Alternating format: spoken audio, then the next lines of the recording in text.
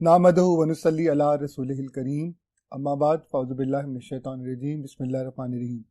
Dear students, अस्सलाम वालेकुम व रहमतुल्लाहि व बरकातुहू। उम्मीद है आप बिल्कुल खैरियत से होंगे। Students, I am the physics teacher professor Muhammad Imran Suhrawardy. Students, आज हम नेशनल एमडी कैट का unit number 2 that is related to work energy, potential energy और इसके हवाले से कहा जाए तो बाकी सारे इंपॉर्टेंट टॉपिक्स जो कि वर्क एनर्जी और पावर के चैप्टर में हमारे पास हैं, इंशाल्लाह ताला हम उसको बहुत थॉरली लेक्चर में देखने जा रहे हैं।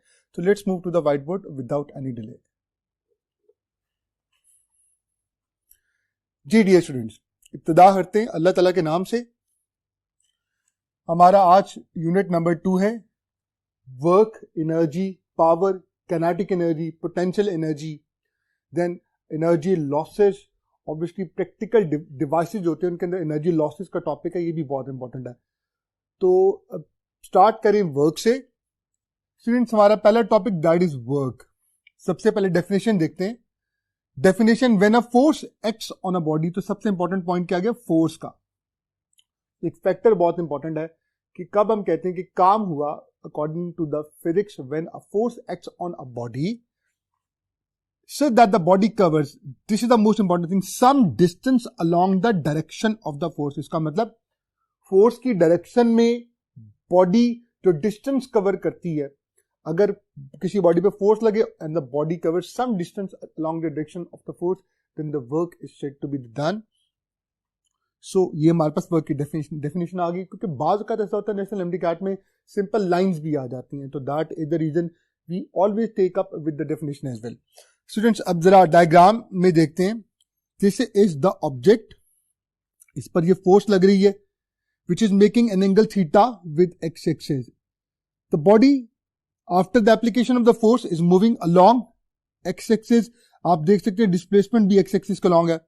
इसका मतलब फोर्स का और डिस्प्लेसमेंट का जो एंगल बनता, ये डिस्प्लेसमेंट का वेक्टर हो गया, ये फोर्स का वेक्टर हो गया, इनके टेल्स के दरमियान जो एंगल लिया जाता that is equal to theta. तो ये एंगल मैटर करेगा। अगर मैं फोर्स को उसके रेक्टेंगुलर कंपोनेंट्स में रिजॉल्व करूं तो ये कंपोनेंट है एफ एक्स, जो कि along the direction of displacement, और यही वर्क करेगा। F x is equal to F cos of theta होता है। Vertical component F y is equal to F sine of theta. यहां पर कोई भी वर्क नहीं कर सकता, because according to the definition of the force, the work done is said to be done when a force acts on a body and the body covers some distance along the direction of the force। तो इस force ने basically work नहीं किया। किसने work किया? इसके rectangular component ने भी नहीं किया, बल्कि इसके उस कंपोनेंट ने किया जो कि डिस्प्लेसमेंट के अलोंग है। तो ये बहुत एक टेक्निकल पॉइंट था जिसे आपने याद रखना है। फोर्स क्या थी? It was applied force. D आपके पास displacement along the direction of the force है, और फोर्स की कौन सी डायरेक्शन? ऑब्वियसली वो हॉरिजॉन्टल एफ एक्स है।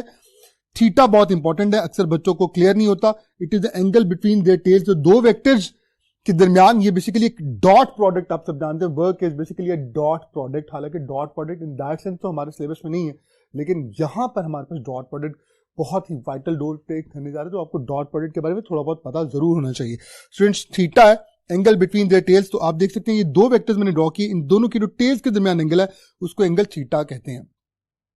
अब हम लोग इसका फॉर्मूला देखते हैं। The formula is obviously work is equal to F dot d. It is the dot product. मैं जब ओपन अप करूंगा आप सब जानते हैं क्या आ जाएगा, F D cos of theta. और अगर मैं गौर से देखूं तो F cos of theta basically क्या है? That is the horizontal component, जिसके बारे में पहले बता चुका हूं, जिसने वर्क किया था। अब बात कर लेते हैं एंटी पॉइंट ऑफ व्यू से कि हमें इससे क्या क्या चीजें पूछी जा सकती हैं। Dependence of work on the different factors. सबसे पहले बात कर लेते हैं फोर्स की। फोर्स के साथ फॉर्मूला में अगर देखा जाए तो डायरेक्ट रिलेशन बनता है। इसका मतलब फोर्स जितनी लार्ज लगेगी वर्क उतना ज्यादा होगा, लेकिन with a condition that the distance must be covered along the direction of the applied force। On the other hand, displacement की अगर बात की तो डिस्प्लेसमेंट के साथ भी इसका डायरेक्ट रिलेशन बनता है। डिस्प्लेसमेंट जितनी ज्यादा होगी वर्क उतना ज्यादा होगा। ये तो बहुत ही सिंपल सी चीज थी, और ऑब्वियसली इन दोनों फैक्टर्स में ज्यादा एफर्ट नहीं करनी पड़ेगी। छोटी से छोटी चीज भी एंटी टेस्ट में पूछी जा सकती है। सबसे इंपॉर्टेंट पॉइंट स्टार्ट होता है डिपेंडेंस ऑन थीटा, कि क्या थीटा पर इसकी डिपेंडेंस कैसे। तो सबसे पहले देखते हैं मैक्सिमम पॉजिटिव वर्क। कब मैक्सिमम पॉजिटिव होता है। ये बहुत ही इंपॉर्टेंट कीवर्ड है, maximum positive and maximum negative. ये दो ऐसी टर्म्स हैं जहां से एंटी टेस्ट में बहुत सारे क्वेश्चन आते हैं और बच्चे बात का यहाँ पर इस सिंपल से टॉपिक में भी बहुत ज्यादा मिस्टेक्स कर जाते हैं।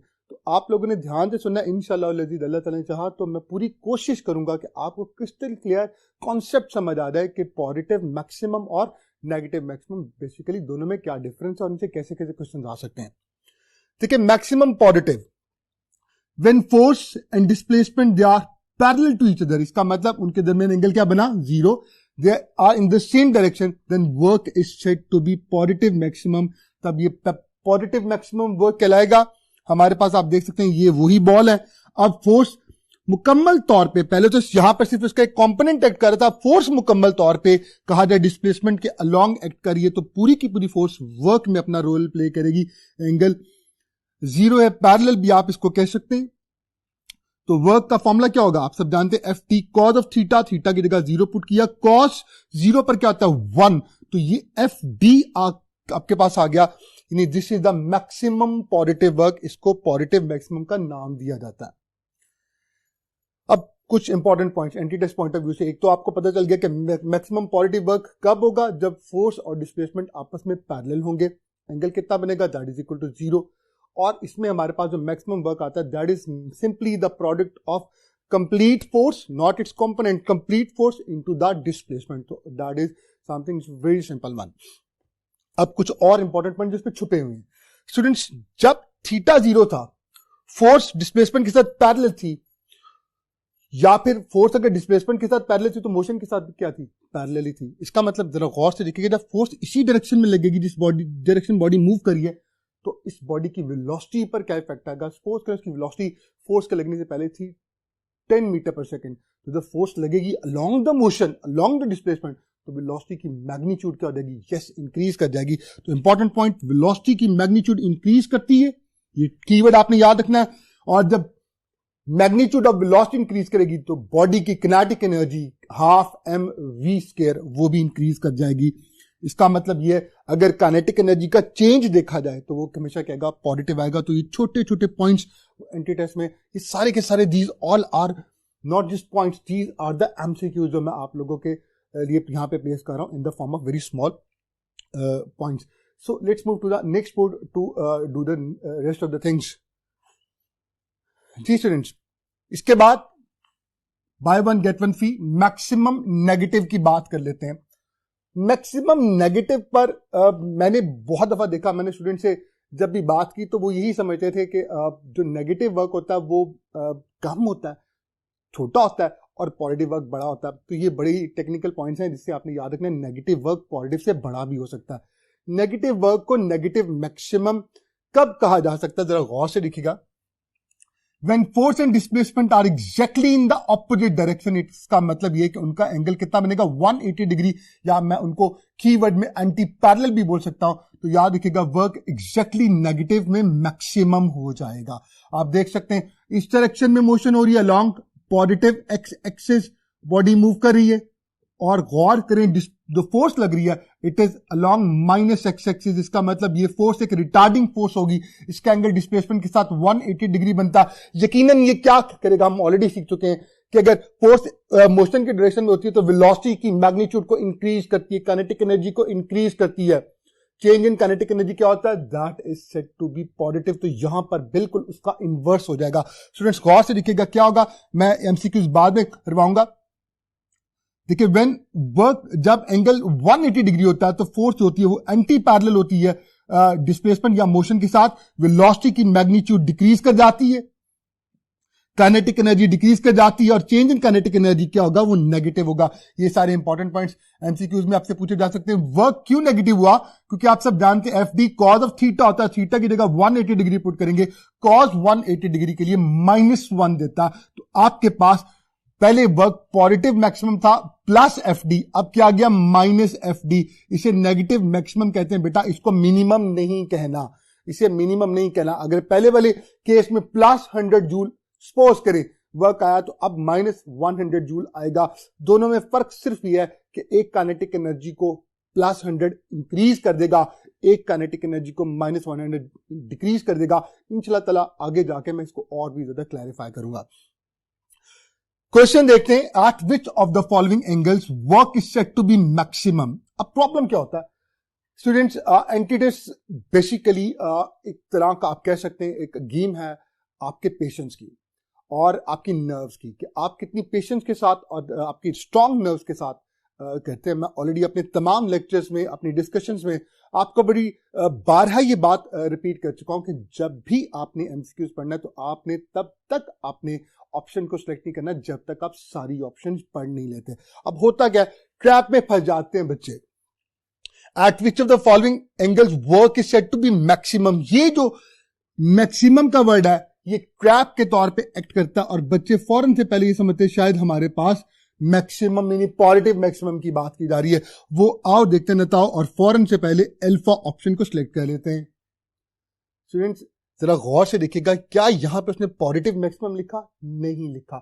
नेगेटिव मैक्सिमम भी नहीं लिखा। इसका मतलब अब वो इस टॉपिक को, इस एमसीक्यूज में पूरे टॉपिक को जनरलाइज कर गया, और जब जनरलाइज कर गया तो मैक्सिमम दो तरह के होते हैं, पॉजिटिव भी और नेगेटिव भी। तो इसका मतलब बीटा ऑप्शन को देखिएगा 180 डिग्री बी लिखा हुआ है, जिसके लिए वर्क क्या होता है? नेगेटिव मैक्सिमम, और delta will be the best option, इसीलिए अल्फा हमारे पास क्रॉस हो जाएगा। ये बहुत ही अहम एमसीक्यूज था। मैंने कोशिश की कि पहले आपको कॉन्सेप्ट दूं, उसके बाद एक ऐसे एमसीक्यूज प्लेस करूं तो आपके कॉन्सेप्ट को मुकम्मल तौर पे रीइंफोर्स कर दे। तो you'll have to be very careful about this thing. Students अब नेक्स्ट पे चलते हैं, मिनिमम वर्क की बात कर लेते हैं।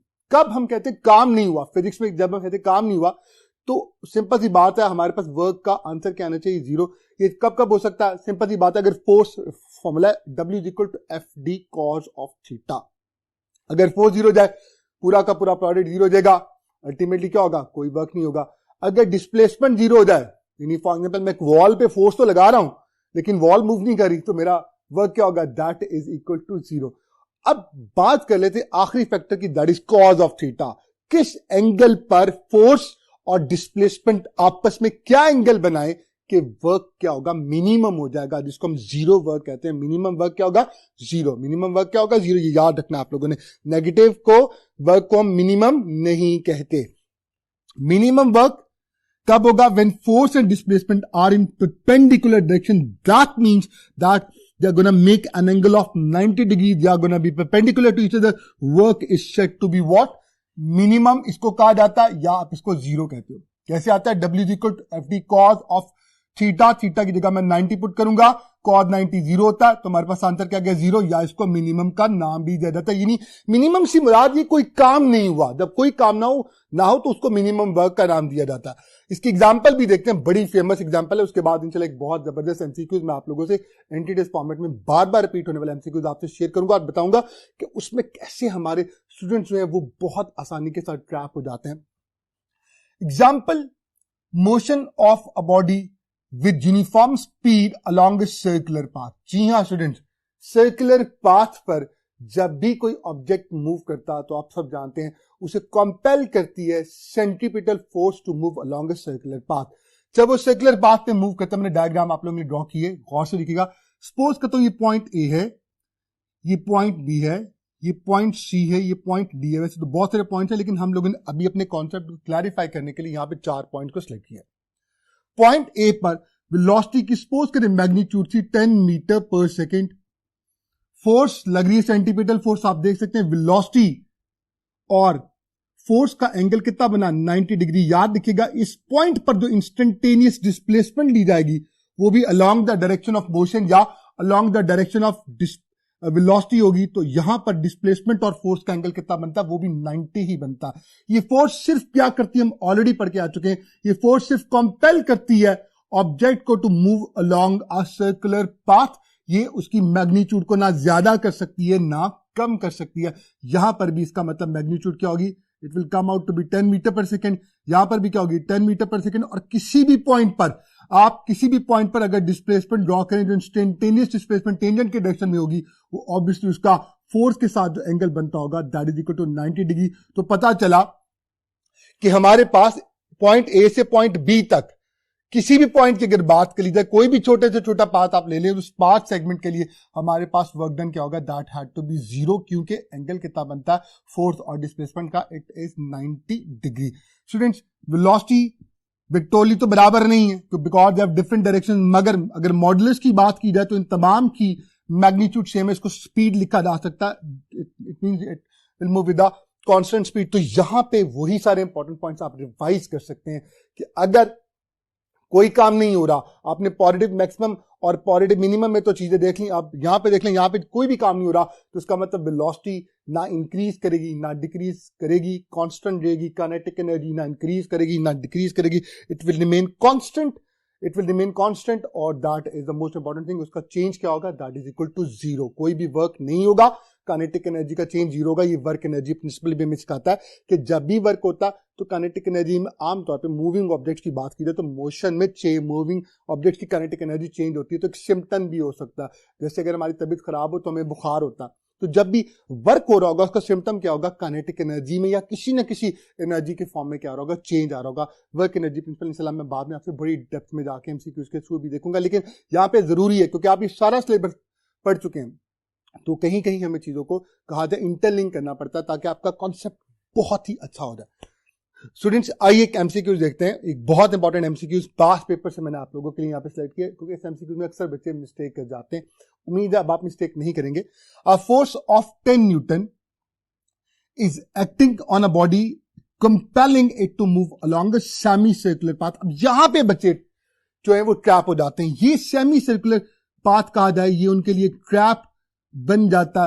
वो ये समझते हैं कि सर्कुलर पाथ पे, बच्चे सारे ये समझते हैं, मैक्सिमम स्टूडेंट ये समझते हैं कि सर्कुलर पाथ पे हमारे पास वर्क डन इसलिए 0 होता है because it is a close path, displacement क्या है 0। चीज नहीं स्टूडेंट, याद रखिए मैं अभी आपसे बात क्लियरली शेयर कर चुका हूं कि सर्कुलर पाथ पे किसी भी पॉइंट पर वेलोसिटी की मैग्नीट्यूड ज्यादा या कम नहीं हो सकती, काइनेटिक एनर्जी में चेंज नहीं आ सकता, वर्क नहीं हो सकता, कि हर एक लम्हे में जो फोर्स है वो इंस्टेंटेनियस डिस्प्लेसमेंट के साथ क्या परपेंडिकुलर है। मैंने डायग्राम में भी आप लोगों से शेयर किया। तो अब यहां पे प्रॉब्लम, जो ही बच्चे सेमी सर्कुलर देखते हैं और रेडियस पे दिया होता है मुकम्मल तौर पे फंसाने के लिए, तो ऐसा बताइए उसका वर्क डन कितना होगा लॉन्ग द, दोबारा बोला सेमी सर्कल, तो बच्चा और ट्रैप पक्का ही ट्रैप हो जाता है जनाब बच्चा के। अब तो ठीक है सेमी सर्कल में तो मैंने वर्क निकाल के दिखाना, बच्चा फिर ऑब्वियसली वर्क कैलकुलेट भी करता है, कैसे अच्छा देखिएगा। ये हमारे पास पॉइंट ए था, ये पॉइंट बी था, उसने जब सेमी सर्कल कंप्लीट किया तो बचा है था मसला ही कोई नहीं है, डिस्प्लेसमेंट हुई है, डिस्प्लेसमेंट तो 0 नहीं है, कितनी है, that is equal to double of the radius या डायमीटर। डायमीटर कितना है, दैट इज 2r, तो 2 इंटू आर कितना था, इट वॉज 2 मीटर।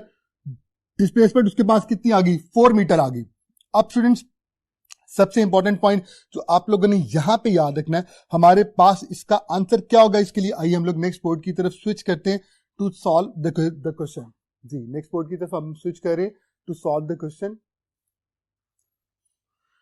ठीक स्टूडेंट्स जरा गौर से देखिएगा, वर्क का फॉर्मूला क्या होता है, वर्क का फॉर्मूला होता है एफ डी, और यहां पे ऑब्वियसली साफ सी बात है बच्चा मिस्टेक क्या करता है, बच्चा एंगल को कहीं कंसीडर नहीं कर रहा होता, वो सिर्फ एक सेमी सर्कल देख रहा होता है, वो कहता है सेमी सर्कल है तो मसला मेरा हल हो चुका है।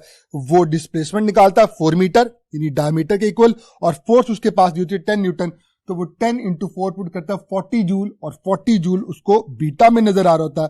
तकरीबन 99% स्टूडेंट इसी के लिए जाते हैं, लेकिन हम ये बात देखकर आए हैं कि हमारे पास सर्कुलर पाथ हो या सेमी सर्कुलर पाथ हो या उसका क्वार्टर ही क्यों ना हो जाए या उसका कोई भी लम्हा हो जाए, छोटे से छोटा सेगमेंट क्यों ना हो जाए, याद रखिएगा उसमें वर्क नहीं हो सकता because the force is that is perpendicular to the displacement at every instant of the motion of the body. इसका मतलब but theta was 90 degree at each point, so the work has to be 0।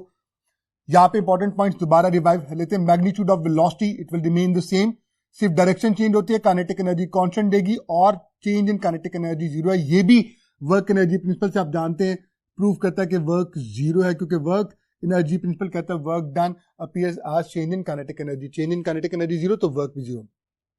Student इसके बाद आप कुछ champions की बात कर लेते हैं। होता ये बाज औकात हमें पेपर में क्वेश्चंस आते हैं और हम थोड़े ओवर कॉन्फिडेंट होकर उनके आंसर दे रहे होते हैं। जैसे बच्चे क्या करते हैं, बच्चे फिंगर टिप्स पे याद कर लेते हैं कि किस किस एंगल पर वर्क मैक्सिमम है और किस किस एंगल पर वर्क मिनिमम है, और बगैर कोई सोचे समझे वो एक और ट्रैप का शिकार हो जाते हैं। मैं बार बार क्वेश्चन आपको ट्रैप के इसलिए करवा रहा हूं क्योंकि इंसानी जबिलत है कि इंसान को अगर कोई चीज आसानी से मिल जाए तो उसके दिल में उसकी कदर नहीं होती। लेकिन इंसान जब ठोकर खाता है ना, आपको किसी जगह से ठोकर लगी हो तो आप हमेशा याद रखेंगे यार इस जगह से ध्यान से गुजरना है, क्योंकि तकलीफ से बंदा गुजरा होता है। तो मैं आप लोगों के ठोकर इसलिए लगवा रहा हूँ, ये सारे आपसे ट्रैप्स करवा रहा हूँ ताकि आप आगे कहीं ट्रैप में ना आ जाएं। तो बड़े गौर से देखिएगा, वर्क डन का formula FD cos of theta, बच्चे फिंगर टिप पे याद कर लेते हैं कि किस किस एंगल के लिए वर्क क्या क्या कुछ होगा। ऑब्वियसली उनको पास cos ऑफ थीटा की वैल्यूज होती है, जैसे cos 0 क्या होता है 1, work positive maximum, cos 180 negative maximum, cos 90 0, work 0 हो गया। इसके अलावा वर्क कुछ एंगल्स पर अपने मैक्सिमम का हाफ भी होता है। cos किस पर हाफ देता है 60 डिग्री पर। नहीं चला मैं आगे जाके कुछ क्वेश्चंस में आपको ये चीजें याद भी करवा दूंगा, लेकिन बहरहाल ये आपको फिंगर टिप्स होना चाहिए। cos की तमाम ट्रिग्नोमेट्रिक रेशियोज आपने याद रखनी है, because this is in your syllabus now. और एक और इंपॉर्टेंट पॉइंट, cos पर जब आपकी कमांड हो जाती है तो बच्चे यहाँ पे कुछ मिस्टेक्स करते हैं, जरा गौर से देखिएगा। Consider the following figure for which value of theta work is set to be maximum. बताइए, हमारे पास ये डायग्राम आप देख सकते हैं, फोर्स ड्रॉ की गई है, डिस्प्लेसमेंट ड्रॉ की गई है, और क्या कहता है बताओ किस एंगल के लिए वर्क मैक्सिमम होगा। अब बच्चों ने ये नहीं देखना कि एंगल कहां बना हुआ है, क्या एंगल दोनों वेक्टर्स की टेल में बना हुआ है, नहीं। उन्होंने फौरन से पहले जाके देखना कि यार सर इमरान सोरवदी ने हमें सिखाया था कि एंगल 0 हो या 180 डिग्री हो, तो अल्टीमेटली इन दोनों के लिए जो हमारे पास वर्क है वो मैक्सिमम है। तो पॉजिटिव मैक्सिमम नेगेटिव मैक्सिमम बोला नहीं हुआ, तो फौरन से पहले वो चार्ली की तरफ चले जाएंगे। यहीं पर सबसे इंपॉर्टेंट पॉइंट ये है कि अब मैं आपको थीटा के हवाले से इंपॉर्टेंट पॉइंट बता रहा हूं कि बात का थीटा हमें बहुत ही ज्यादा प्रॉब्लम क्रिएट कर देता है। देखिएगा, ये थीटा इन दोनों का एंगल नहीं है, ये तो फोर्स वाई एक्सिस के साथ बना रही है या विद द वर्टिकल बना रही है, तो इन दोनों का एंगल कितना है। गौर से देखिएगा कि टोटल एंगल बनता 90, तो ये एंगल कितना हो गया 90 माइनस थीटा। सब कुछ ड्रामेटिकली चेंज होने जा रहा है। देखिए, angle between force and displacement is not theta but it is 90 minus theta. आप मेडिकल के स्टूडेंट्स हैं, फिर भी आपको ट्रिग्नोमेट्रिक रेशियोज के इस सारी चीजों को आपको अजबर होना चाहिए कि जब भी हमारे पास कॉस के एंगल में 90 माइनस थीटा था तो 90 माइनस थीटा की वजह से कॉस किस में कन्वर्ट हो जाएगा, yes it will be converted into the sine. तो साइन में जो ही कन्वर्ट होगा उसके बाद तो सारा कुछ चेंज होने जा रहा है। कैसे देखिएगा, नया फॉर्मूला क्या बना, W is equal to FD sine of theta. तो इस क्वेश्चन को तो इस फॉर्मूला ने डील करना था, FT कॉज ऑफ थीटा ने डील ही नहीं करना। अब सारा कुछ चेंज हो गया, मैक्सिमम किस पर होगा, साइन किस पर 1 देता है, जी हां 90 पर। इसका मतलब 90 डिग्री पर हमारे पास W is equal to FD sine of 90, तो that is equal to FD maximum work आ जाएगा। मिनिमम कब होगा, अब जहां पर वो मैक्सिमम हो रहा था 0 और 180 पर, 0 पर पॉजिटिव मैक्सिमम, 180 पर नेगेटिव मैक्सिमम, वहां पे कहा जाए अब वर्क 0 जाएगा, क्योंकि साइन 0 भी 0 होता है और साइन 180 भी 0 होता है। हाफ ऑफ मैक्सिमम की टर्म बड़ी इंपॉर्टेंट है, अक्सर पेपर में पूछा जाता है कि बताइए किस एंगल के लिए वर्क मैक्सिमम का हाफ होता है। अगर कॉज ऑफ थीटा की बात की जाती है, मैं जस्ट कॉज ऑफ थीटा की बात कर रहा हूं, तो कॉज ऑफ थीटा 60 डिग्री पर हाफ देता है। तो तमाम बच्चों को पता है कि वर्क अपने मैक्सिमम का हाफ कब हो जाता है, 60 डिग्री पर। मैंने ऑलरेडी आपसे शेयर किया।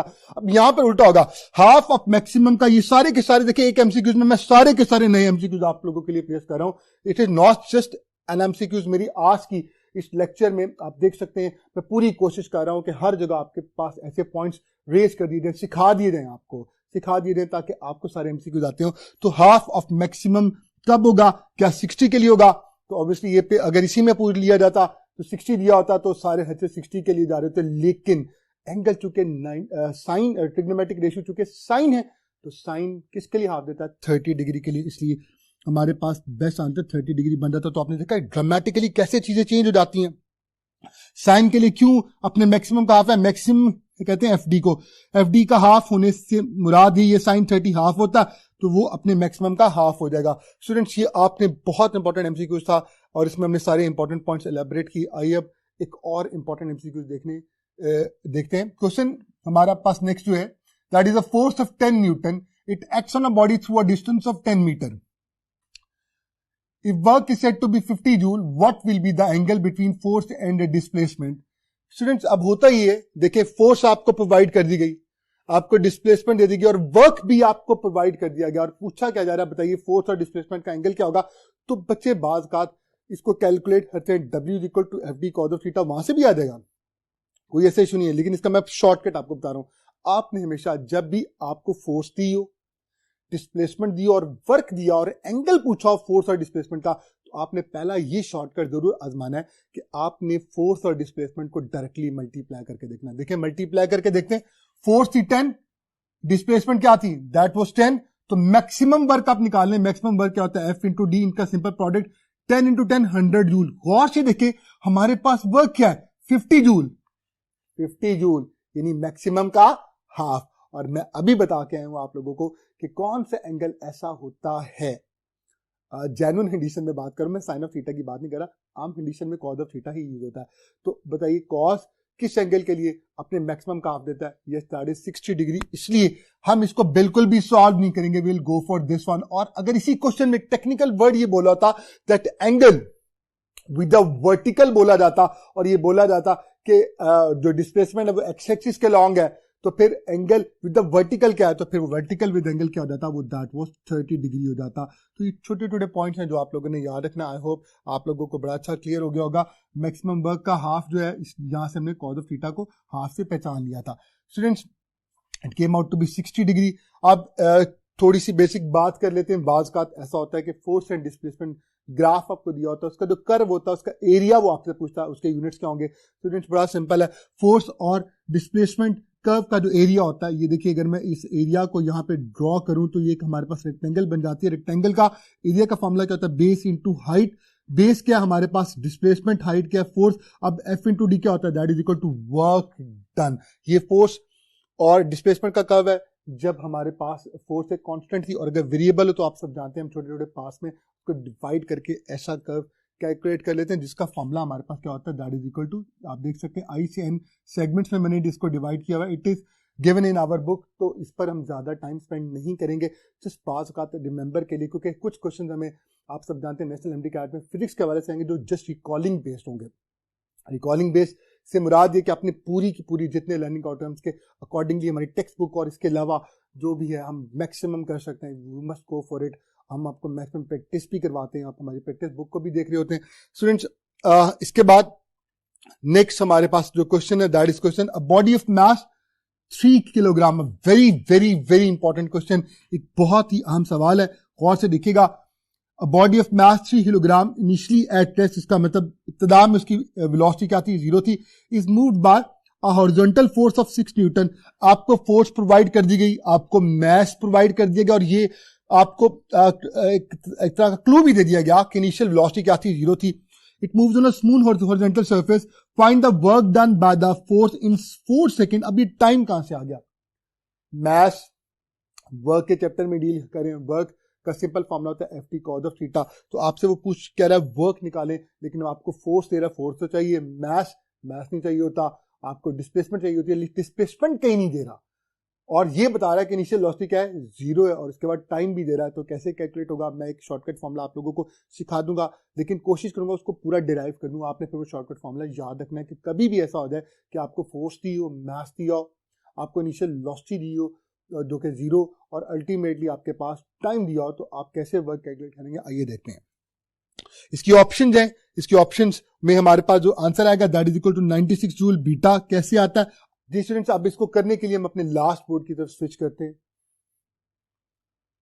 जी। फोर्स हमारे पास थी, it was 6 newton, mass 3 kg, time था 4 सेकेंड और initial velocity it was 0 metre per second. Students work का फॉर्मूला क्या होता है, वर्क का फॉर्मूला एफ इंटू एस है, क्योंकि बता दिया गया कि हमारे पास फोर्स जो है वो लॉन्ग एक्स एक्सिस लग गई, हॉरिजॉन्टल फोर्स है और बॉडी भी सी एक्सिस के लॉन्ग मूव करिए, फोर्स ऐसे रहेगी। देखिए डिस्टेंस का फॉर्मूला आप सब जानते हैं, एस इज इक्वल टू हमारे पास होता है V I T plus half A T square. इस फॉर्मूला को मैं यूज करूंगा, इनिशियल वेलोसिटी 0 है तो मेरे पास एस की देगा, सिंपली क्या आ जाएगा, half A T square. Force ऐसे रहेगी, हाफ ऐसे रहेगा, एक्सेलरेशन की जगह मैं एफ ओवर एम पुट कर सकता हूं from the second law of Newton, क्योंकि एक्सेलरेशन होती है वो एफ ओवर एम होती है, टी स्क्वायर ऐसे रहेगा।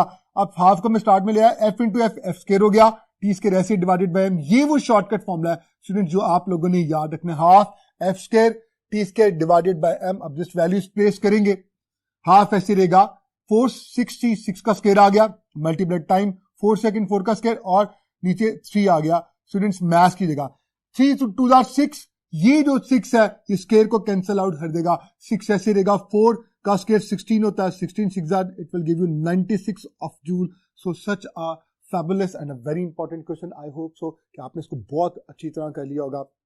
इस फॉर्मूला को आपने याद रखना है, half F square T square divided by M. कब होगा? जब ऑब्जेक्ट जो है वो इनिशियली रेस्ट पर होगा, आपको फोर्स प्रोवाइड कर दी जाएगी, आपको ये प्रोवाइड कर दिया जाएगा कि उसका टाइम कितना उसने लिया, आपको मैथ प्रोवाइड किया होगा, तो then you will solve this one in this way. और नेक्स्ट क्वेश्चन, मैक्सिमम प्रैक्टिस आप लोगों को एमसीक्यूज के थ्रू करवाई जा रही है ताकि students practice makes a man perfect. जितने ज्यादा एमसीक्यूज हम करते चले जाएंगे, हमारा कॉन्फिडेंस इनसे उतना ज्यादा अच्छा हो जाएगा. हमारा नेक्स्ट क्वेश्चन है, a car needs a force of 500 newton to move with a constant velocity of 40 metre per second. जरा गौर से दिखेगा, एक गाड़ी है, उस पर उसे फोर्स चाहिए 500 न्यूटन की to move with a constant velocity of 40 metre per second. अब इंसान के दिल में क्वेश्चन आता है कि जब भी फोर्स लगती है तो वेलोसिटी तो चेंज होती है. जी हाँ, वेलोसिटी तब चेंज होती है जब एक सिंगल फोर्स लगती है. किसी भी गाड़ी को अगर आप मूव करवाना चाहते हैं एक कांस्टेंट वेलोसिटी, तो फिर आपको पेडल पर एक खास हद तक पाँव रखना पड़ेगा ताकि इंजन कॉन्स्टेंटली क्या करे, फ्रिक्शन को ओवरकम करे. इसका मतलब यहां पर जो फोर्स लग रही है 500 न्यूटन, वो एक्सीलरेशन के लिए नहीं है, to overcome all the frictional forces, ताकि जब नेट फोर्स क्या हो जाएगी, जीरो, तो फिर बॉडी डायनामिक इक्विलिब्रियम में रहेगी, कांस्टेंट वेलोसिटी से चलेगी. तो यहां पर सबसे इंपॉर्टेंट पॉइंट इस एमसीक्यूज का कांस्टेंट वेलोसिटी से आपको पता होना चाहिए कि अगर कोई ऑब्जेक्ट कांस्टेंट वेलोसिटी से चल रहा है तो उस पर लगने वाली जो अप्लाइड फोर्स होती है वो फ्रिक्शनल फोर्सेस के बराबर होती है. और आप सब जानते हैं नेशनल एमडीकैट में हमारे पास यूनिट नंबर 2 के लर्निंग आउटकम्स में, सिलेबस में हमारे पास फ्रिक्शनल फोर्स का टॉपिक मौजूद है, हमें पता होना चाहिए. तो इसीलिए इसकी प्रैक्टिस के लिए मैं आपके लिए एक एमसीक्यूज लेकर आया हूं.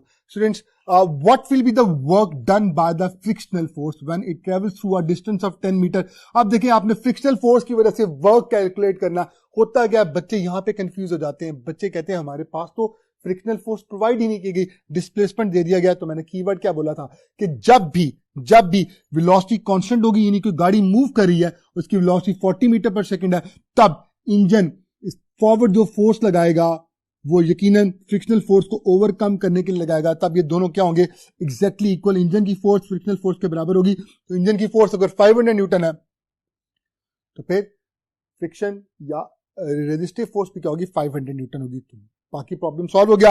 W is equal to F D cos of theta. F की जगह 500 आ गया, डी की जगह 10 मीटर आ गया. चूंकि frictional force opposite to the motion लगती है, कॉस ऑफ 180 पुट होगा. ये हमारे पास क्या आ गया, 5000 कॉस 180 -1, तो -5000 जूल. इसका मतलब कहां पे है, it is given in the delta option. Students, so that was a very important thing. हमारा next topic that is work energy principle, a very important one. Students, work energy principle की statement जल्दी से revise कर लेते हैं. इसकी statement में ही हमारे लिए बहुत बड़ा ट्रैप है, क्योंकि स्टेटमेंट में कहा गया that the work done on a body always appears as the change in kinetic energy. ये ऑलवेज का जो वर्ड है ये बहुत ज्यादा डेंजरस हो जाता है, क्योंकि बच्चे फिर बहुत ज्यादा स्ट्रिक्ट हो जाते हैं, आपके यानी कंजर्वेटिव हो जाते हैं. वो कहते हैं हमारी टेक्स्ट बुक में लिखा हुआ है that the work done on a body appears as always appears as a change in kinetic energy. ये ऑलवेज का वर्ड के बाद पूरा अगर टॉपिक आप पढ़ लें, बेसिकली वहां पर उसने जो वर्क एनर्जी प्रिंसिपल एक्सप्लेन किया हुआ है मूविंग ऑब्जेक्ट के हवाले से किया हुआ है. इसलिए मूविंग ऑब्जेक्ट पर जो वर्क होता है वो उसकी काइनेटिक एनर्जी में चेंज के तौर पे ही हमेशा अपीयर होता है.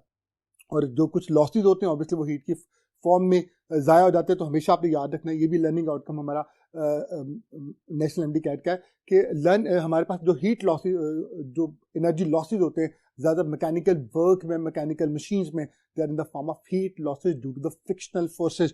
तो यहां पर हमारे पास वर्क एनर्जी का जो प्रिंसिपल है उसका फॉर्मूला क्या हुआ, W is equal to change in kinetic energy.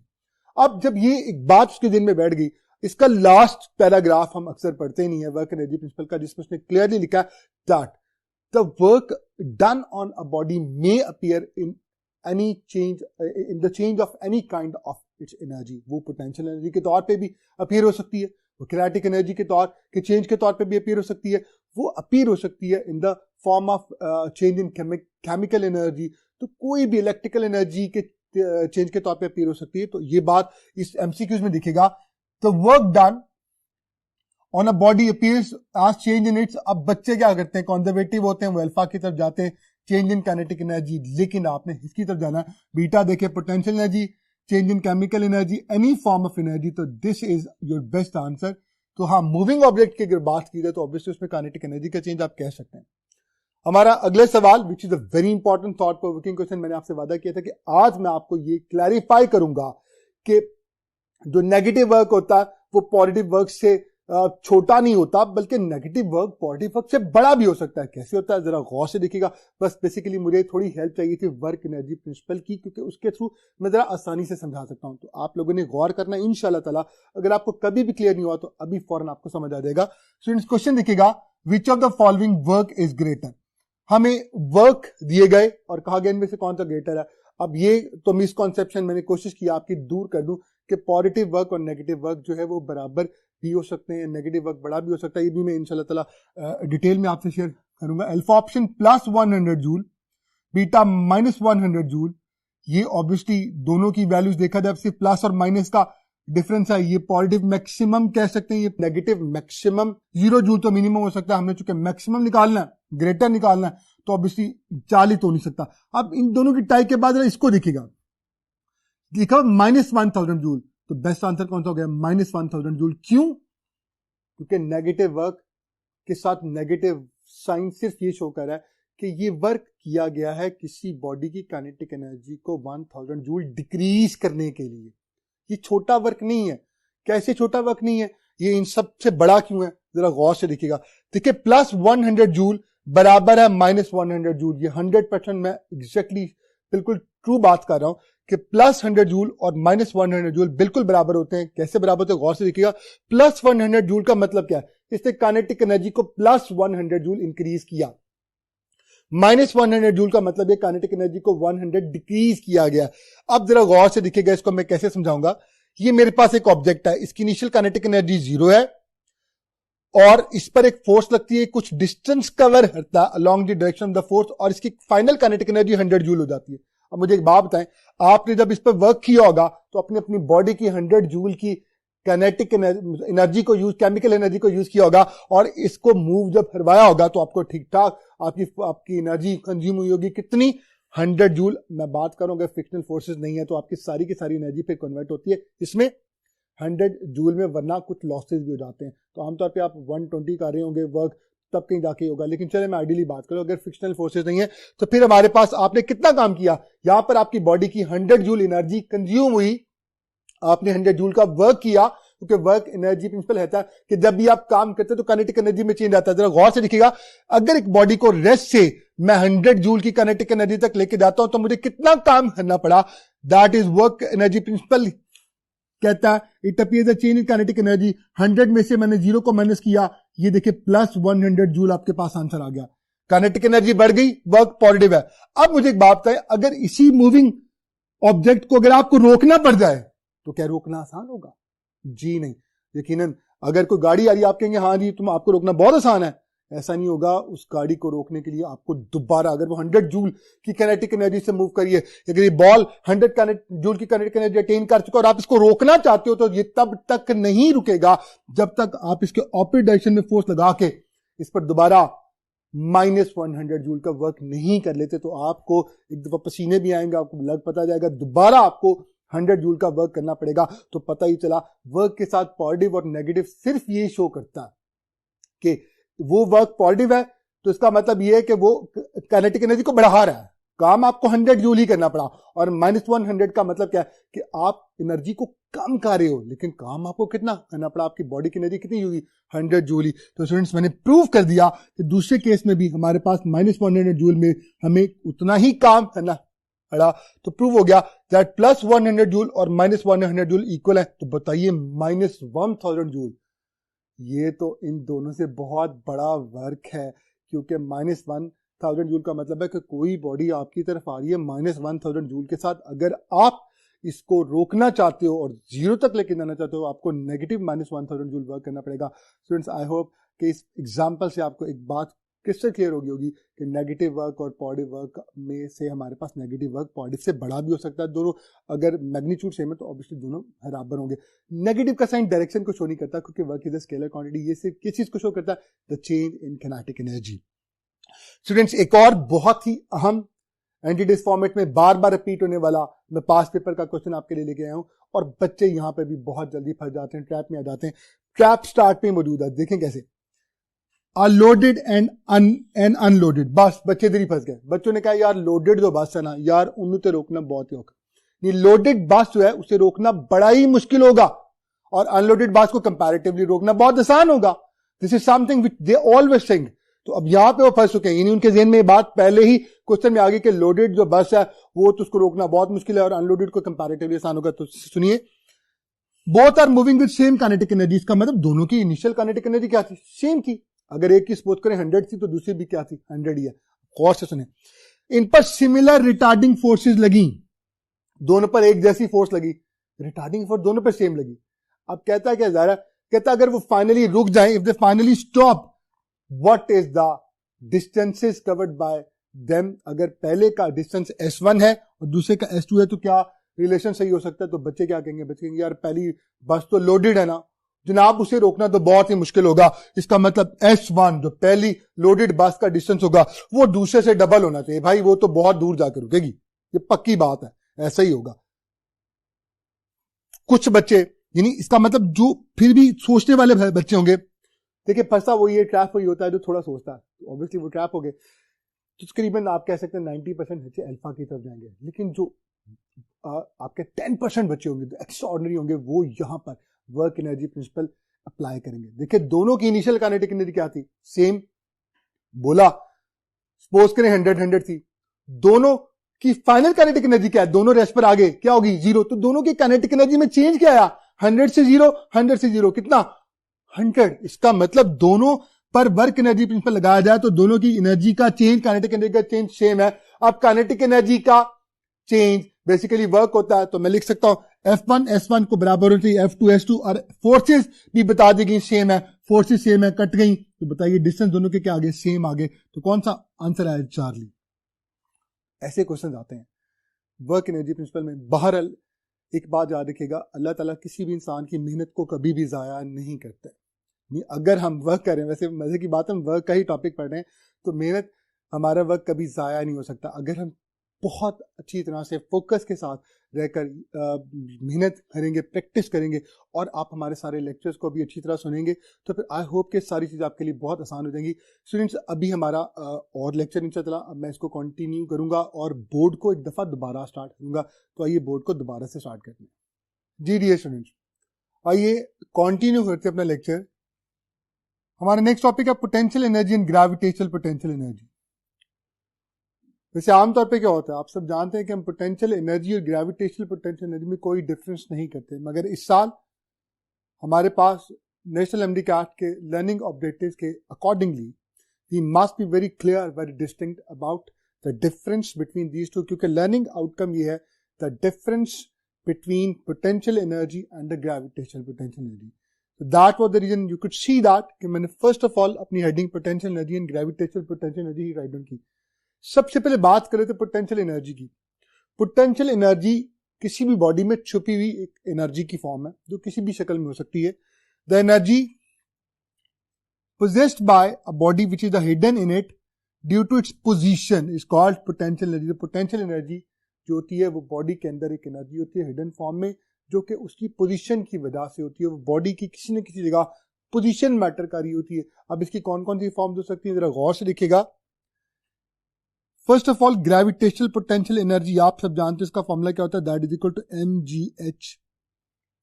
इसके बाद अपने सेकेंड ईयर में जब इलेक्ट्रोस्टैटिक्स पढ़ा था तो आपने पढ़ा था उसमें हमारे पास इलेक्ट्रोस्टैटिक पोटेंशियल एनर्जी, ये भी हमारे पास पोटेंशियल एनर्जी है। इसके अलावा आप सब जानते हैं कि सिंपल हार्मोनिक मोशन में हमारे पास जो आती है वो आती है elastic potential energy. Elastic potential energy और एक्सेट्रा एक्सेट्रा हमारे पास chemical energy, different types of potential energy हमारे पास मौजूद हो सकती हैं। तो I have given you some examples over here. Students इसी हवाले से नेक्स्ट क्वेश्चन देखते हैं। Which of the following is an example of potential energy. अब होता ही है स्टूडेंट्स, अब हमें बहुत केयरफुल रह के चलना होगा, क्योंकि हमारे लर्निंग ऑब्जेक्टिव में जब ये लिख दिया गया that we must be very clear about the difference of potential energy and the gravitational potential energy. इसका फोकस तो ग्रेविटेशनल पोटेंशियल एनर्जी की तरफ ही ज्यादातर होगा, लेकिन हो सकता है वो ट्रिकी क्वेश्चन कर दे। जैसे अभी एक क्वेश्चन मैंने आपके लिए प्लेस किया, तो बच्चे क्या करेंगे, जो ही पोटेंशियल एनर्जी का नाम सुनते हैं तो फौरन से पहले अल्फा की तरफ जाएंगे, mgh राइट डाउन करेंगे। लेकिन उसने बोला विच of the following is an example of potential energy, तो आपका क्या ख्याल है, हाफ के एक्स के जो कि इलास्टिक पोटेंशियल एनर्जी होती है, और हाफ सीवी स्क्वायर जो कि इलेक्ट्रोस्टैटिक पोटेंशियल एनर्जी होती है बाद कैपेसिटर। तो क्या ये सारी एग्जांपल्स पोटेंशियल एनर्जी की नहीं है? इसलिए बेस्ट आंसर कौन सा होगा, that is delta, alpha answer नहीं होगा। तो मैंने कोशिश की मैं आपको क्लियर करवा सकूं कि हमने इस दफा वर्क एनर्जी पावर के अकॉर्डिंगली क्या क्या चीजें बड़ी क्लियरली लेके चलती हैं। स्टूडेंट्स अब बात कर लेते हैं हमारा next topic, that is gravitational potential energy. Gravitational potential energy possessed by a body due to its, बात तो पोजीशन की होगी, लेकिन कहां पर, इन द ग्रेविटेशनल फील्ड और due to its height in the gravitational field. Potential energy का formula बहुत फेमस mgh होता है, आप सब जानते हैं। इस फॉर्मूला से मैं बहुत सारे रिलेशन डेवलप कर सकता हूं, बट मेजर जो है potential energy is directly proportional to the height, potential energy is directly proportional to the mass, and potential energy is directly proportional to the value of the g, that is the gravity or the acceleration due to the gravity, जो ये जो acceleration है gravity पर ही depend कर रही होती है। Height जितनी ज्यादा होगी पोटेंशियल एनर्जी उतनी ज्यादा होगी, हाइट जितनी कम होगी पोटेंशियल एनर्जी उतनी कम होगी। पोटेंशियल एनर्जी मैथ जितना बड़ा होगा अल्टीमेटली आपको उसे हाइट पर लेके जाना उतना ज्यादा डिफिकल्ट होगा, तो आपको ज्यादा वर्क करना पड़ेगा। जितना ज्यादा वर्क करना पड़ेगा उतना ही ज्यादा उसमें potential energy, gravitational potential energy store होगी। और last but not the least जी, जी हाँ, अर्थ पर जी की वैल्यू कंपैरेटिवली मून से बहुत ज्यादा होती है, 10 टाइम्स आप कह सकते हैं, लाइक दैट इज इक्वल, यहाँ पे हमारे पास 6 टाइम्स ग्रेटर होती है, वहां पे 6 टाइम्स कम होती है। तो इस तरह से अगर मैं मून की बात करूं और मून की आप सरफेस पे अगर किसी हाइट तक चले जाते हैं किसी बॉडी को लेकर, तो आपको ज्यादा वर्क नहीं करना पड़ेगा क्योंकि वहां पे ग्रेविटी कम है और वो उतनी पोटेंशियल एनर्जी गेन नहीं करेगी जितनी कि वो अर्थ की एटमॉस्फेयर में ग्रेविटी में कर सकती है। Work done in gravitational field बहुत ही इंपॉर्टेंट लर्निंग आउटकम हमारा, कि ग्रेविटेशनल फील्ड में वर्क डन होता है उसके बारे में आपको क्लियरली पता होना चाहिए।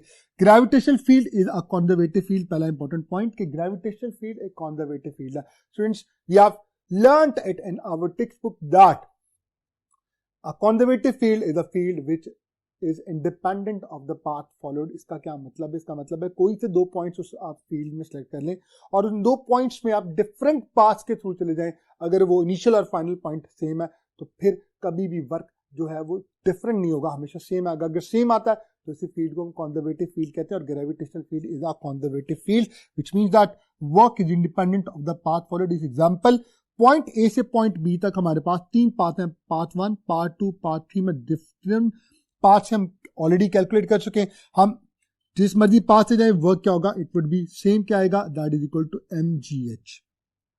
अब बहुत इंपॉर्टेंट पॉइंट्स, कुछ रिजल्ट्स हमारे पास होने चाहिए, यहां से एमसीक्यूज हमारे पास डेवलप हो सकते हैं। The first one, when a body gains height, जब बॉडी कोई भी बॉडी अगर ग्रेविटेशनल फील्ड में हाइट गेन करती है तो उसकी पोटेंशियल एनर्जी लाजमन इंक्रीज करेगी, ये बात याद रखना।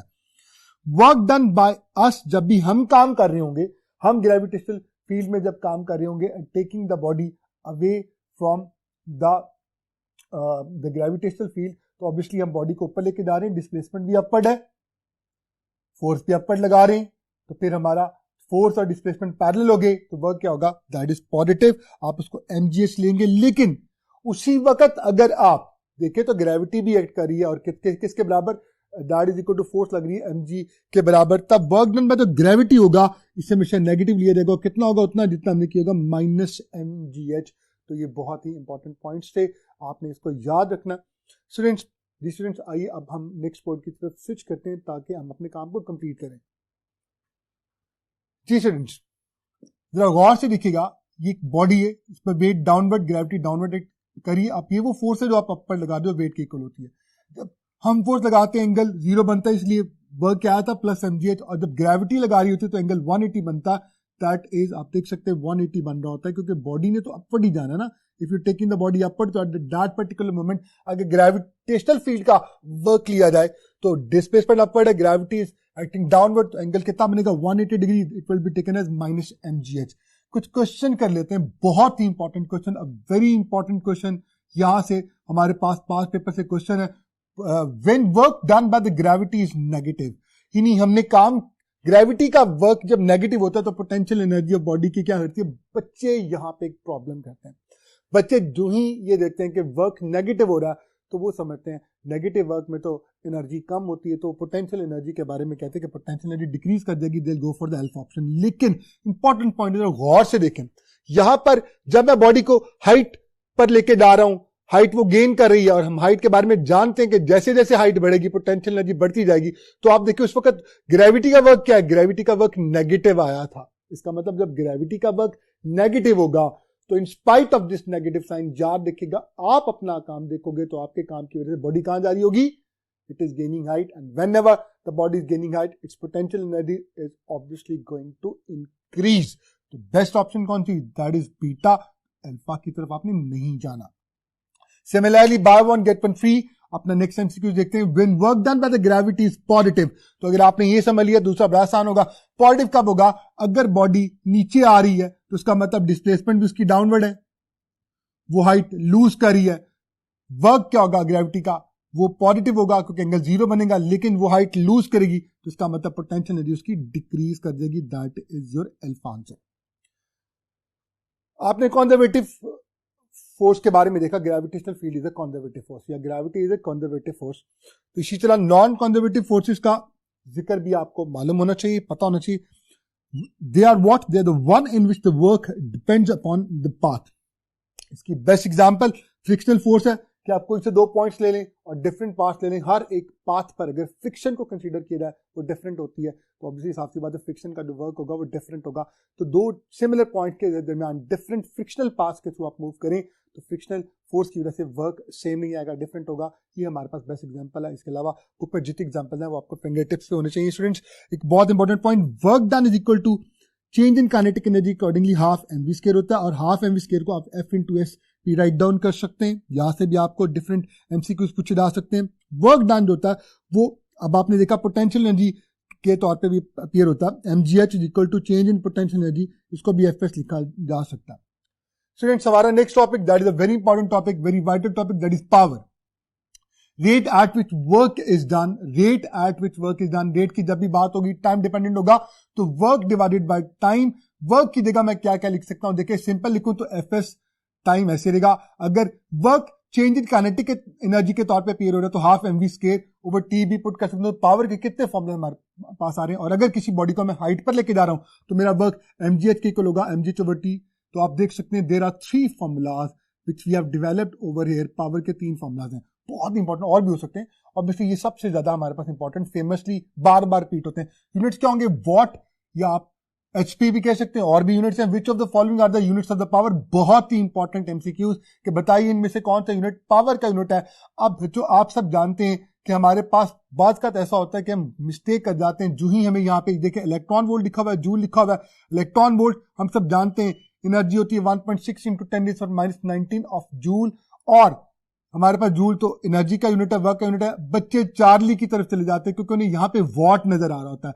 स्टूडेंट्स यहाँ पे kilowatt hour is not the unit of power, it is basically the unit of energy, because 1 kilowatt hour is equal to 3.6 megajoule या 3.6 इंटू 10⁻6 जूल। तो best answer कौन सा होगा? डेल्टा। इनमें से कोई भी हमारे पास कहा जाए वो पावर का यूनिट नहीं है, ये भी एनर्जी का यूनिट है। स्टूडेंट्स वॉट इंटू आवर को जरा गौर से देखते हैं। देखिए किलो तो सिर्फ एक मल्टीपल है, वॉट का मतलब होता है पावर और आर का मतलब है टाइम। तो पावर और टाइम जब भी मल्टीप्लाई होंगे, देखिए पावर को टाइम को मुद्दे ले जाऊं तो पावर इंटू टाइम तो वर्क इक्वल होगा या एनर्जी के इक्वल होगा। तो वॉट आर किसके बराबर है? एनर्जी का यूनिट है। और अगर 1 किलो वॉट आर ना दिया जाए, सिंपल वॉट आर पूछ लिया जाए, तो किलो में 10 की ताकत ज्यादा है, और अगर किलो नहीं है तो 10 की ताकत कम कर देंगे। आप 6 की जगह 3.6 इंटू 10⁻³ जूल भी लिख सकते हैं। ये भी आपके पास एक बहुत इंपॉर्टेंट एमसीक्यू बन के आ सकता है। स्टूडेंट्स पावर का एक और फॉर्मूला जो बहुत इंपॉर्टेंट है, that is the dot product of the applied force and the velocity, that is the constant velocity with which the body is moving. तो स्टूडेंट्स पावर का फॉर्मूला एफ डॉट वी होगा। आप इसको open up करें, F E cause of theta. मैं dot product के बारे में आज सारे वर्क के आपको कॉन्सेप्ट दे चुका हूं, तो सेम कॉन्सेप्ट सारे के सारे यहाँ पे अप्लाई हो जाएंगे। आपको मालूम होना चाहिए कि पावर किस किस एंगल के लिए मैक्सिमम होती है, नेगेटिव भी हो सकती है, हाफ ऑफ द मैक्सिमम भी हो सकती है। और एक बहुत इंपॉर्टेंट पास्ट पेपर का क्वेश्चन देखते हैं। क्वेश्चन है, अ pump draws a volume of water from a slow moving river यानी स्लो मूविंग रिवर है, उसके पास एक पंप लगा हुआ है, वो क्या करता है, वो रिवर से पानी को ड्रॉ करता है और इसे खास वर्टिकल हाइट पे जाके स्टोर कर देता है। वर्टिकल हाइट आपके पास h है और टाइम उसको ऐसा करने में लगता है t, and discharges it through a nozzle with the speed of v।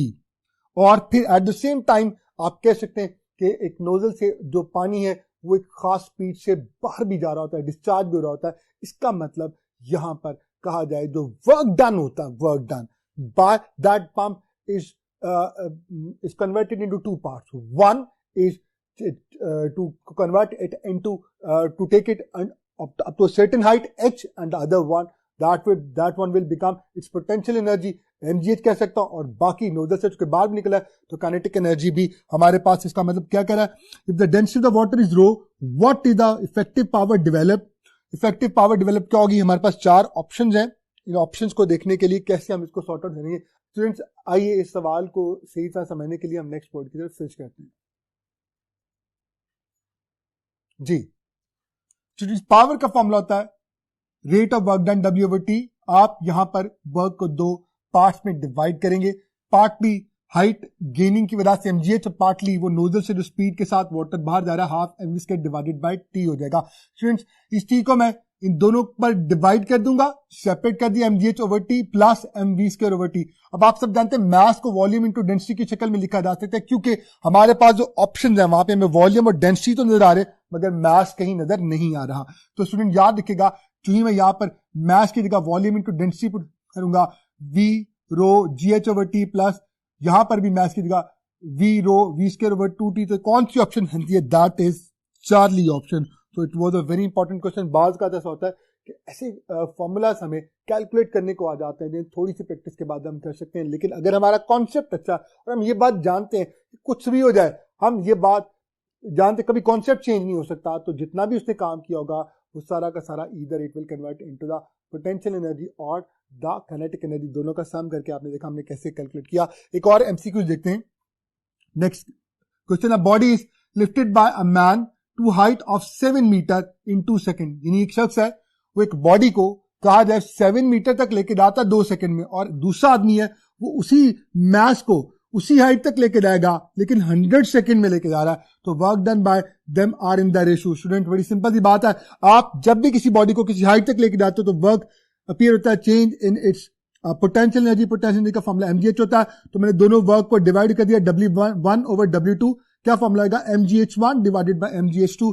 mg के साथ कैंसिल आउट हो जाएगा क्योंकि मास तो सेम था, जी भी सेम है, तो h1 over h2 क्योंकि दोनों हाइट सेम थी, तो in spite of different the time taken by them it comes out to be 7 से कैंसिल आउट, तो वर्क डन की रेशियो क्या आएगी, सेम होगी। हाँ, पावर दोनों की एक जैसी नहीं हो सकती क्योंकि पावर में टाइम फैक्टर बहुत ज्यादा रोल प्ले करता है। तो ऑब्वियसली जिसने 2 सेकंड में किया होगा 7 मीटर तक लेके गया होगा उसकी पावर बहुत ज्यादा होगी, और जो 100 सेकंड में इतना ज्यादा टाइम लगा के, क्योंकि टाइम आप जानते हैं P is inversely proportional to time, time factor जो है वो डिनोमिनेटर में है, तो ऑटोमेटिकली साफ सी बात है उसकी पावर कंपैरेटिवली बहुत कम होगी।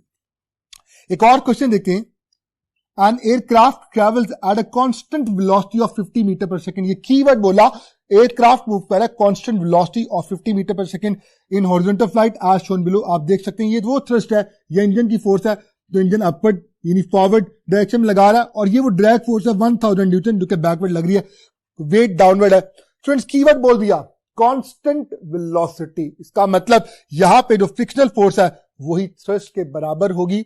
तो the mass of aircraft is 4000 kg. What is the power developed by the thrust force? आपने thrust force की वजह से पावर को कैलकुलेट करना, वेलोसिटी कांस्टेंट है, यहां पे कीवर्ड ने बता दिया, ड्रैग फोर्स ही थ्रस्ट फोर्स है 1000 न्यूटन।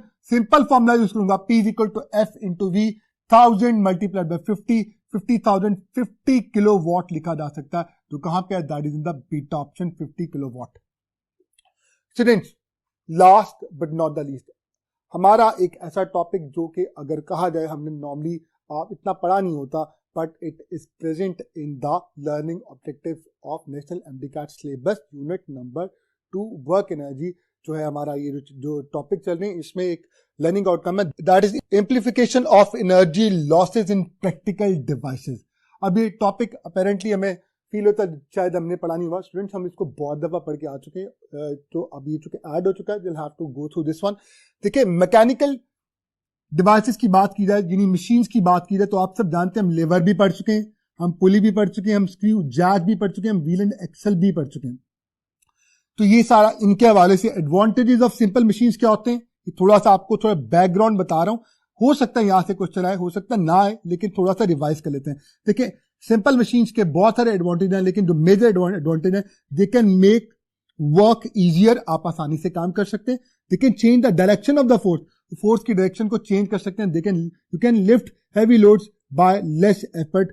तो यहाँ पे आइए बात करते हैं amplification of energy losses in practical devices. इसमें कुछ टर्म्स हमारे लिए बहुत इंपॉर्टेंट है। पहली टर्म है इनपुट। इनपुट कहते हैं एफर्ट इनटू एफर्ट आर्म को, या वो डिस्टेंस जो कि एफर्ट की वजह से होता है।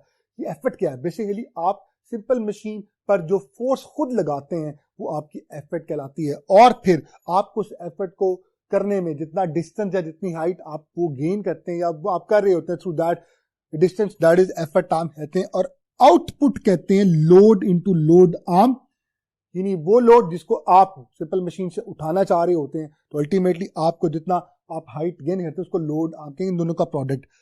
अब नेक्स्ट इसको करने के लिए आइए लास्ट बोर्ड की तरफ स्विच करते हैं। जी स्टूडेंट्स, जरा गौर से देखिएगा, मैंने आपके लिए लेबर और फेल्क्रम की एक सिंपल मशीन, ताकि आप आसानी से समझ सकें। देखिए यहां पे मैंने वेट रखा है जिसको मैं लोड कह सकता हूं, और यहां पर मैं फोर्स लगा रहा हूं। जब मैं इसे फोर्स डाउनवर्ड लगाऊंगा तो ये वो डिस्टेंस होगा जो कि मेरी एफर्ट यानी फोर्स कवर करेगी, और अल्टीमेटली ये वेट जो है ये कहा जाए कोई हाइट गेन कर जाएगा, ऊपर चला जाएगा। तो इनपुट क्या होगी?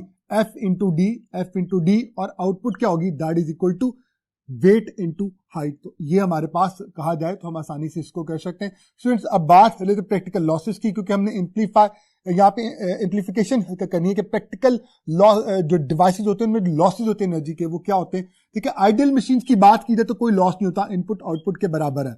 लेकिन अगर हम प्रैक्टिकल मशीन्स की बात करें तो इनपुट हमेशा बड़ी होगी आउटपुट से। क्यों? क्योंकि एनर्जी लॉसेज होते हैं मेजर, किसकी वजह से? आप सब जानते हैं, जो डिफरेंट मशीन होते हैं उनके पार्ट्स आपस में जब स्लाइड करते हैं, when they slide, then friction की वजह से वहां पे लॉसेज होते हैं। इसके अलावा अगर मैकेनिकल डिवाइसेस नहीं, इलेक्ट्रिकल डिवाइसेस हैं, तो वहां पे आपको पता है रेजिस्टेंस की वजह से करंट के लॉसेज होते हैं, हीट लॉसेज होते हैं। तो हम कह सकते हैं जो मेजर लॉसेज होते हैं, हमारा लर्निंग आउटकम भी है कि ज्यादातर जो लॉसेज होते हैं they are in the form of due to the friction, and that is in the form of heat losses. Efficiency की बात भी कर लेते हैं। एफिशिएंसी होती है output over input. Percentage efficiency की बात करूं, मैं इसको 100 से मल्टीप्लाई कर दूंगा। हमेशा याद रखिएगा, हमने ये बात बताई कि आउटपुट जो होती है वो इनपुट से चूंकि छोटी होती है, इसका मतलब परसेंटेज एफिशिएंसी। प्रैक्टिकल अगर बात की जाए यानी अगर इम्प्लीफिकेशन की जाए, अगर प्रैक्टिकल लॉसेस के वाले से, तो परसेंटेज एफिशिएंसी 100% से हमेशा कम होगी। किसके से? हीट लॉसेस की वजह से। मैकेनिकल एडवांटेज आप डायरेक्टली भी मालूम कर सकते हैं, that is equal to load over effort होता है। यानी अगर आप एफिशिएंसी की तरफ नहीं जाना चाहते, तो आप किसी भी मशीन का मैकेनिकल एडवांटेज देखना चाहते हैं, तो आप सब जानते हैं उसमें भी लॉसेस होते हैं। लॉसेस की वजह से मैकेनिकल एडवांटेज होता है, it is always less than 1 due to the losses. Students, अब यहाँ पे सबसे इंपॉर्टेंट पॉइंट है कि आपने जितने भी डिवाइसेज आज सिंपल मशीन्स के मैंने पीछे राइट डाउन किए आप लोगों के लिए से पहले वाले बोर्ड में, उन तमाम के आपने मैकेनिकल एडवांटेज, उनकी एफिशिएंसीज, उनका इनपुट और आउटपुट के सारे फॉर्मूलाज आपको फिंगर टिप से होने चाहिए, क्योंकि हो सकता है इट मे बी पॉसिबल वो लॉसेस से हटकर आपको उनसे भी क्वेश्चन पूछ सकता है। इंशाल्लाह हम इसकी प्रैक्टिस अपने टेस्ट में भी बड़ी डिटेल में करेंगे। स्टूडेंट्स, एक एमसीक्यूज देखते हैं और उसके बाद अपना काम कंप्लीट करते हैं। Question for a practical device, what is true? Alpha option, input is greater than output. हम सब जानते हैं कि इनपुट हमेशा आउटपुट से बड़ी होती है, आउटपुट इसलिए छोटी होती है इनपुट से क्योंकि लॉसेज होते हैं। बीटा, परसेंटेज एफिशिएंसी 100% से कम होगी, बिल्कुल सही है। मैकेनिकल एडवांटेज भी 1 से कम होगा लॉसेज की वजह से, तो delta option that is the best one. So students, we end up over here. I hope कि आज के इस लेक्चर में आप लोगों ने मुझसे बहुत सारी बातों को रीइंफोर्स किया होगा, सीखा होगा। मैंने पूरी कोशिश की कि वर्क, पावर, एनर्जी और ये amplification of the power losses जो है हमारे पास जो आता है, जो मेजरली फ्रिक्शन और हीट की वजह से होती है, इसके सारे इंपॉर्टेंट पॉइंट्स, इसके सारे एमसीक्यूज मैं आप लोगों से मैक्सिमम आपको जो कॉन्सेप्ट हैं वो आपको तैयार करवा दूं। अब अपना बहुत ख्याल रखिएगा। इमरान सोरवर्दी को इजाज़त दें। अस्सलामु अलैकुम वरहमतुल्लाहि वबरकातुहू।